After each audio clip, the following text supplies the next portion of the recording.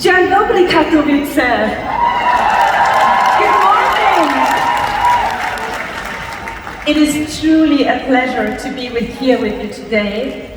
And honestly, looking at this slide, I think we all have the same question. Can I actually digest this? Because when we think about nutrition, we usually focus on absorption. What enters the bloodstream? What gives us energy and function? But there is one component in our food that behaves completely different. The body cannot properly digest it, absorb it, or directly use it as energy. And for a long time, that made people think it was probably less important. But physiology, the opposite is true.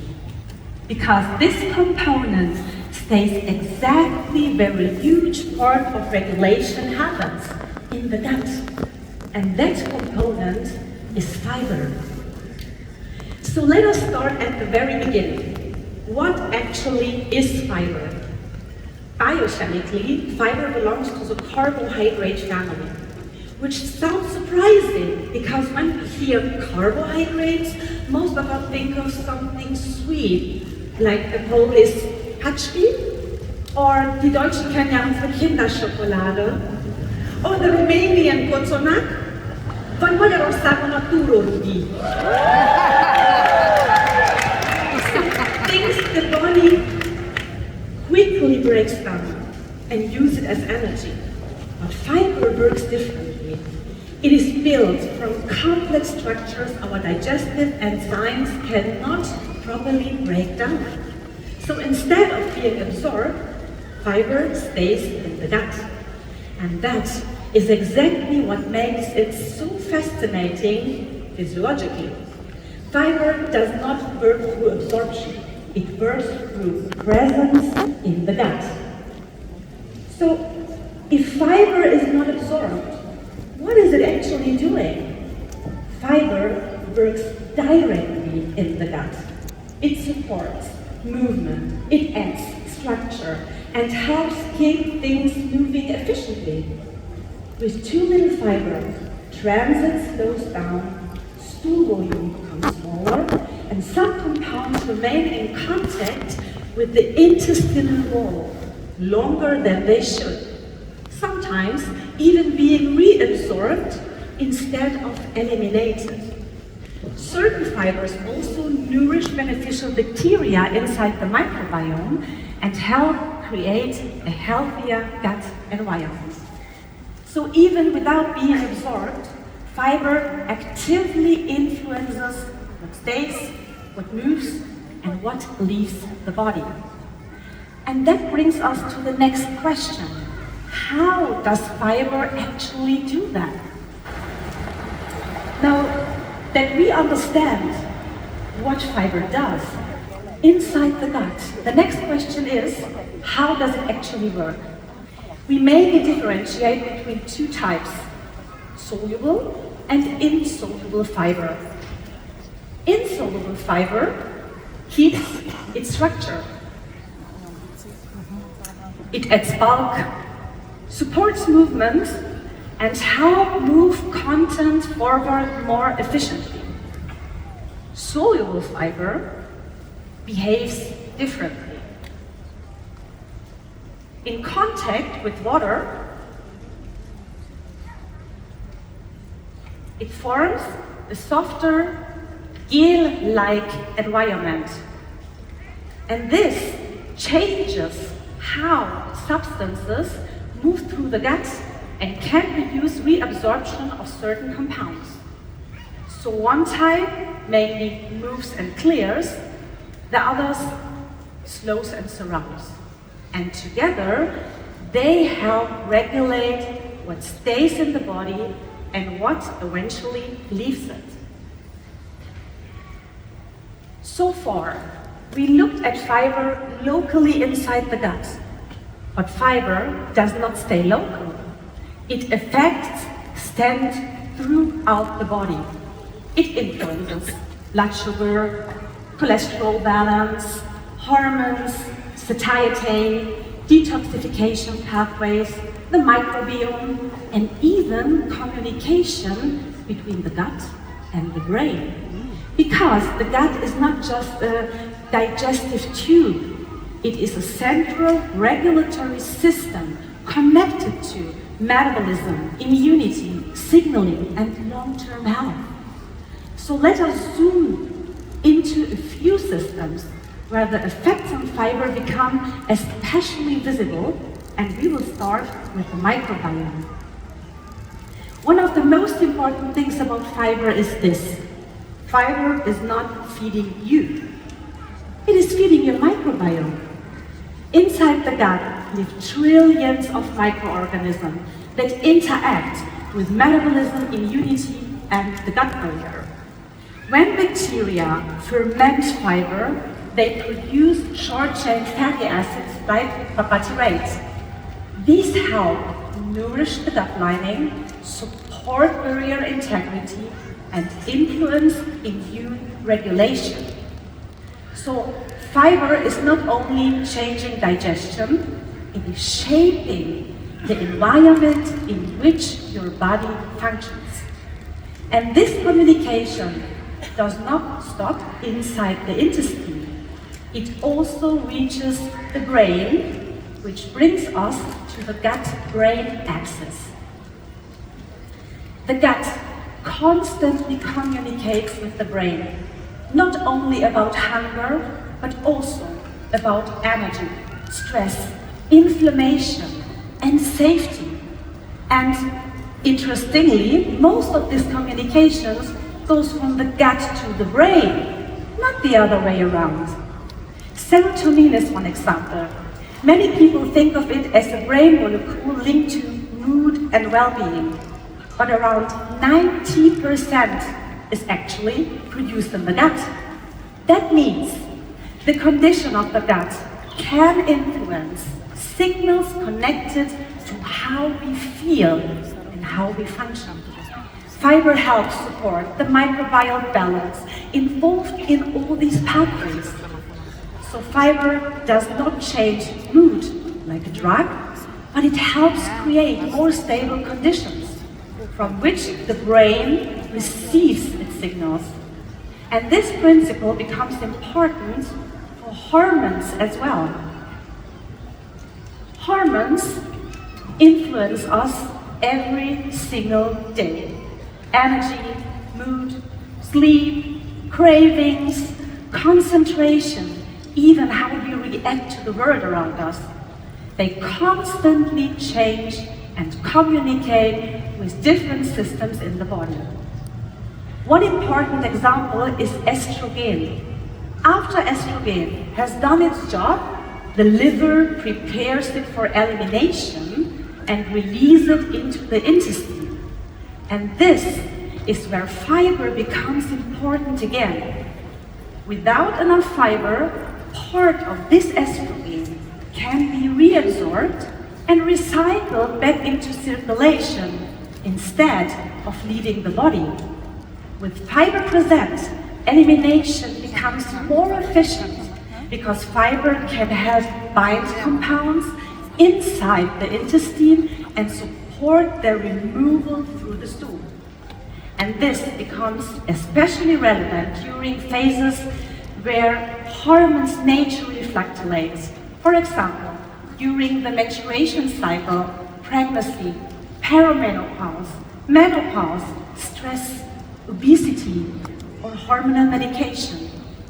The gut partly influences whether these compounds leave the body or continue circulating longer. And I think many women, and probably also many men as well here, know that if you ask a woman the same question on different days of her cycle, you may receive very different answers.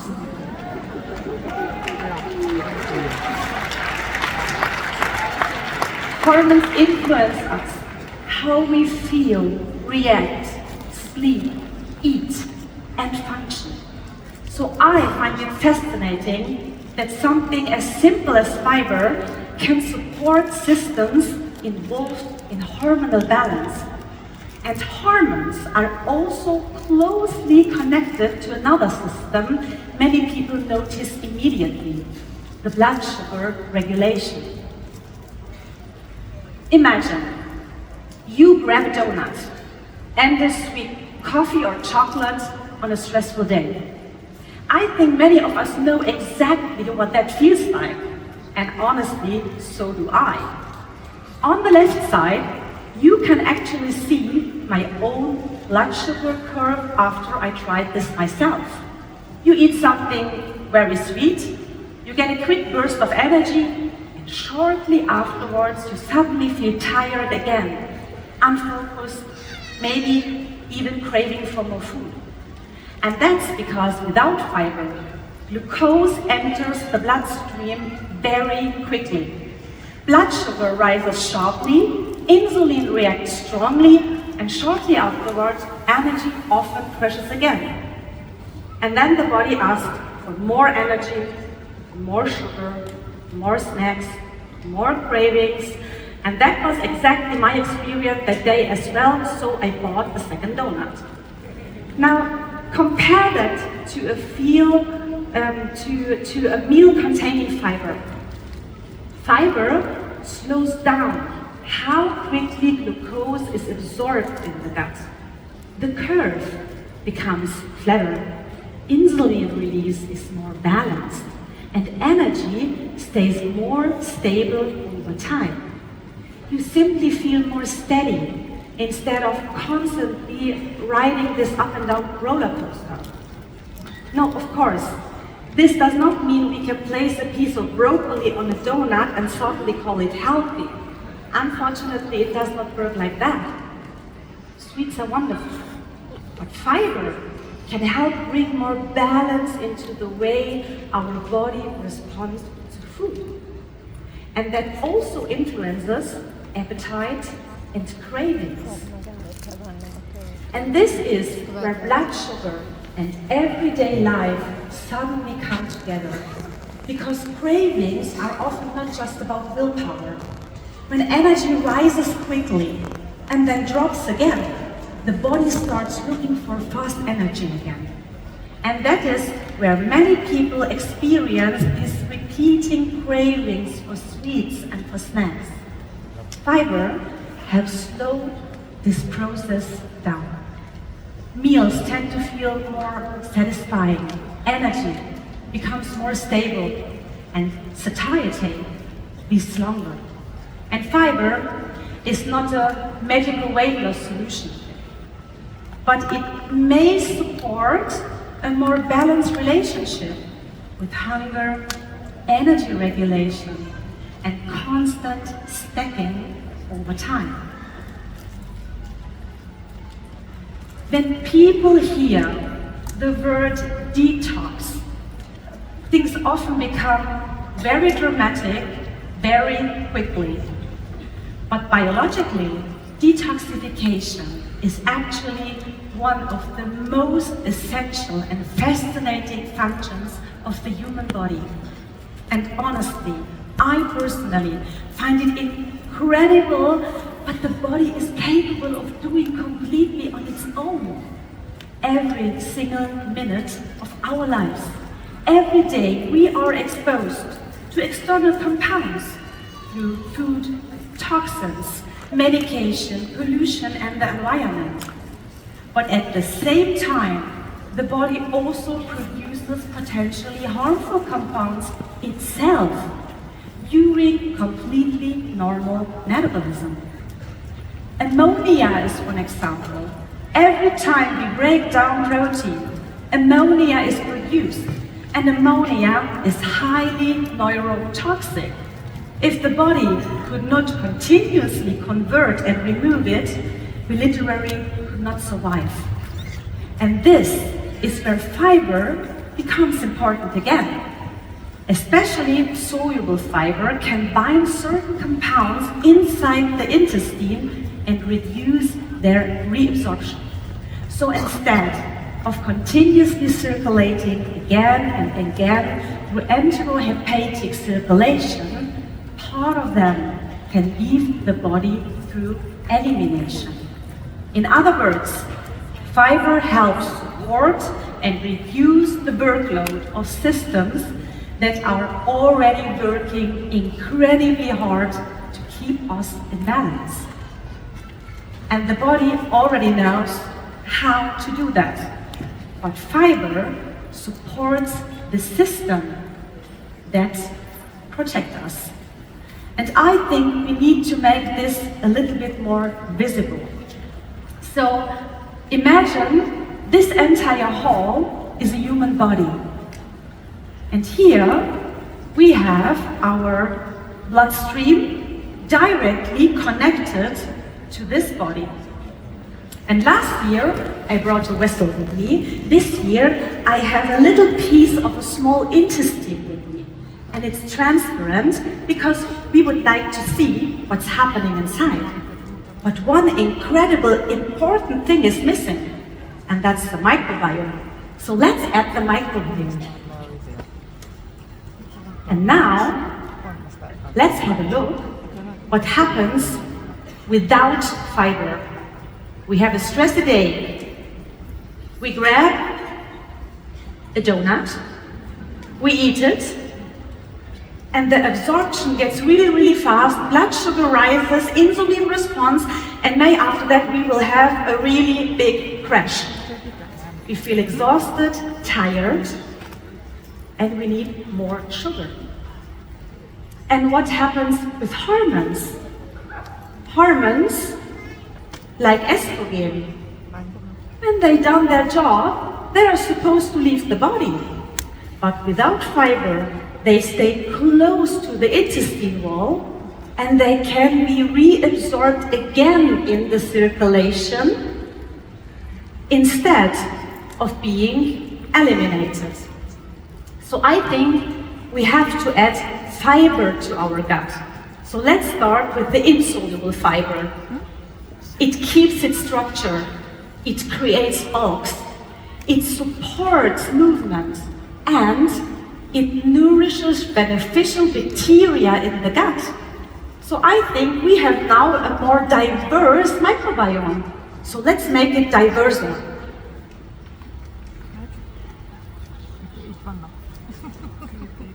And then we have, of course, our soluble fiber. And again, a stressy day. So we take the donut again, but now absorption gets slower. We have a more stable blood sugar. We have more stable energy. And what happens with hormones? With fiber, they can't be so close to the intestine wall. So they move forward efficiently, and finally, they can leave the body. So I know, fiber, beneficial gut bacteria, stool volume, these are maybe not the most glamorous topics in nutrition. But I think they deserve a little bit more appreciation because our gut really needs and loves plants.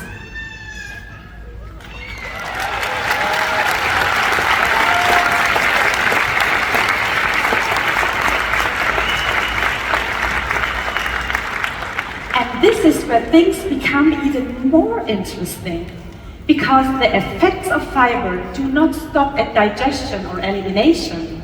We also see associations on a much broader physiological level. Large long-term studies show that every additional 10 grams of fiber per day is associated with a measurable reduction in certain intestinal cell abnormalities. Intake levels around 25 to 30 grams daily are consistently linked to more protective long-term health outcomes. Emerging evidence also points toward benefits in areas like immune-related skin conditions and inflammatory regulation. And very important, this does not mean fiber is a cure or a treatment. but it does show something fundamental. Fiber influences the biological environment in which our cells function. So let us now look at where we actually find fiber in everyday life. And the good news is, fiber is not something exotic. It is naturally present in everyday plant foods, like vegetables, legumes, oats, berries, fruits, nuts, seeds, and whole grains. Some contain more soluble fiber, others more insoluble fiber, but most plant foods contain a combination of both. And because fiber exists exclusively in plants, it also fits naturally in plant-based and vegan nutrition concepts. But fiber is not only about quantity. Diversity matters too. Different plants contain different fiber structures, and different bacteria inside the microbiome prefer different types of fuel. So one of the simplest but most powerful nutritional messages may simply be this: eat more plants, eat more diversity, and give your gut something to work with.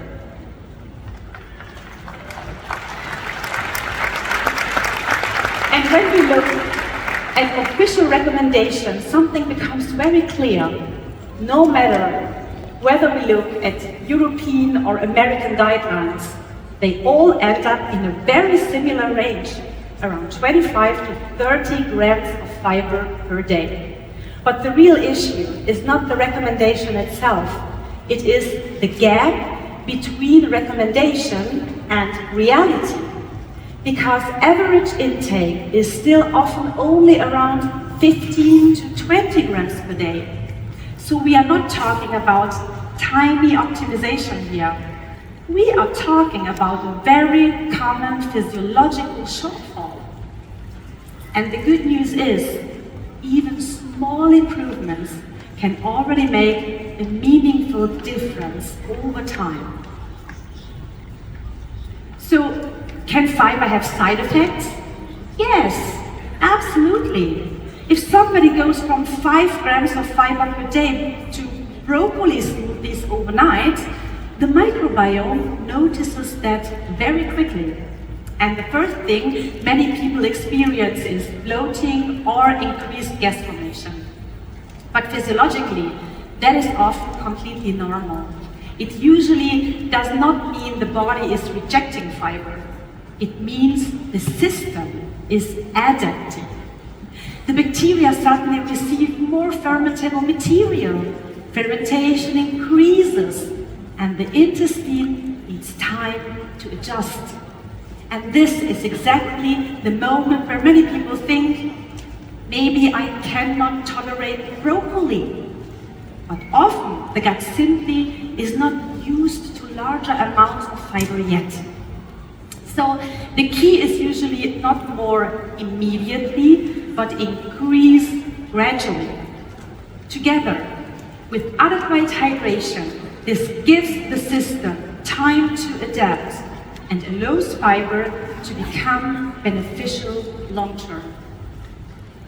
And this is where we can bring everything together practically. Different types of fiber can support different situations.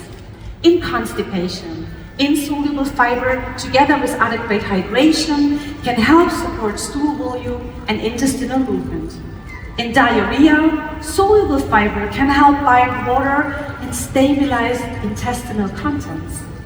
And if somebody struggles with bloating or a very sensitive gut, the answer is usually not avoiding fiber completely, but adjusting the type and increasing it more gradually. Fiber can also help support more stable blood sugar responses and longer satiety when combined strategically with meals. So in the end, the message is actually quite simple. Your gut really loves plants. You've seen the key points. It's not about avoiding certain foods, cutting everything out, or trying to follow perfect rules. It's about understanding what fiber actually does in the body and why it matters. Because fiber is not the problem, it is part of the solution. It supports systems that are already there. It helps regulate, stabilize, and complete what the body is doing every single day. And just like before, no supplement can replace that foundation. Food always comes first. Supplements can support, but they never lead. And once we understand that, we make better decisions for us and for others.